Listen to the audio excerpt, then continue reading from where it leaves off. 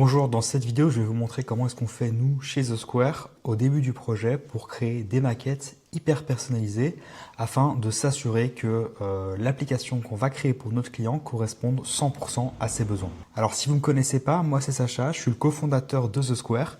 Chez The Square, on crée et on déploie des ERP IA sur mesure pour les entreprises, donc on crée des logiciels de gestion interne pour les entreprises.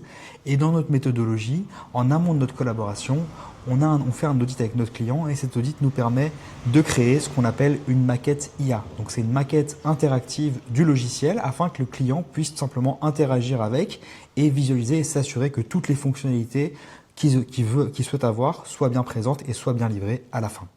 Donc aujourd'hui, je vous fais cette vidéo parce que justement, je dois aujourd'hui devoir créer une maquette pour un de nos clients.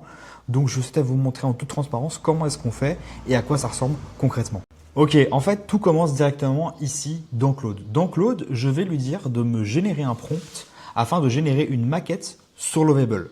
Donc, globalement, dans mon prompt ici, je vais lui dire de me générer un prompt, mais je vais aussi lui donner tous les besoins que mon client m'a énumérés. Et sur base de ça, il va me donner un prompt ultra complet que je vais pouvoir mettre dans Lovable. Donc, voilà ce que je vais faire. Je vais complètement copier ici le prompt. Hop, check, commande C. Et je vais aller dans Lovable, commande V. Évidemment, ça. Je vais cliquer sur envoyer. Alors évidemment, ça. Et voilà. Et donc là, Lovable va commencer à travailler. Ok, donc là, on se retrouve 15 minutes plus tard. L'application a été générée par Lovable. Comme on peut voir ici, elle a fait exactement ce que je lui avais demandé. Juste, il y a des éléments, donc les objectifs qui sont ici, c'est ce que j'avais demandé de générer.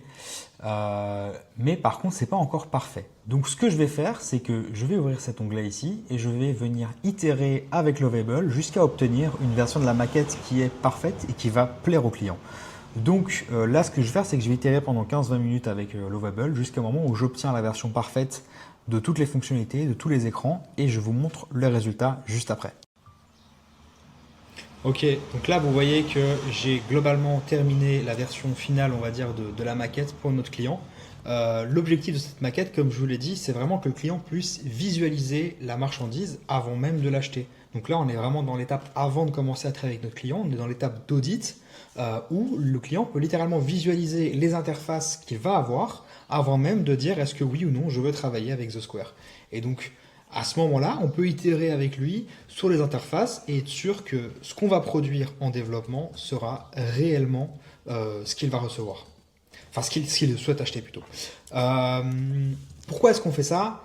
Parce que moi, ça fait des années que je bosse dans la gestion de projet et dans la création de CRM, d'outils sur mesure pour les entreprises. Mon associé Mathieu, qui est du coup qui a le côté un peu plus tech, lui, ça fait des années qu'il développe des logiciels et on a tous les deux remarqué quelque chose dans nos anciennes missions de freelance avant de cofonder The Square, qui était que tout simplement, si un besoin n'est pas clairement établi, il va y avoir un fossé entre ce qui est livré et ce qui est imaginé par le client. Donc ici, le fait de faire ces wireframes, ça permet au client de s'assurer que ce qu'il va recevoir est exactement ce qu'il veut et que ça représente exactement ses besoins spécifiques pour son métier, tout simplement. Ok, maintenant vous vous posez sûrement la question, pourquoi est-ce que je ne prendrais pas Lovable et je créerais je mettrai l'application directement en prod comme ça, au lieu de passer par du développement sur mesure. Il faut savoir qu'aujourd'hui, les IA, et notamment Lovable ou encore Claude Code, ne sont pas encore assez poussés pour qu'une personne qui n'est pas développeur puisse les utiliser et déployer en production un logiciel qui soit à la fois scalable et surtout sécurisé. Parce qu'il y a une grosse importance aujourd'hui en Europe et surtout en France et en Belgique de savoir bien protéger ces données et de faire en sorte que l'architecture de la base de données qui va être créée soit une architecture qui soit propre, sécurisée et scalable. Et ça, c'est quelque chose qui aujourd'hui, les IA, selon moi, sont incapables de faire. Et c'est pour ça qu'il est important d'encore aujourd'hui passer par des développeurs qui ne sont plus aujourd'hui vraiment des exécutants, mais qui sont vraiment des architectes qui vont construire une base de données qui est propre, scalable et sécurisée. Si vous voulez créer votre propre logiciel de gestion interne avec The Square, n'hésitez pas à cliquer sur le lien en dessous de cette vidéo. J'ai de la disponibilité dans mon agenda pour faire un appel découverte avec vous et simplement voir s'il y a un intérêt à ce qu'on travaille ensemble ou pas.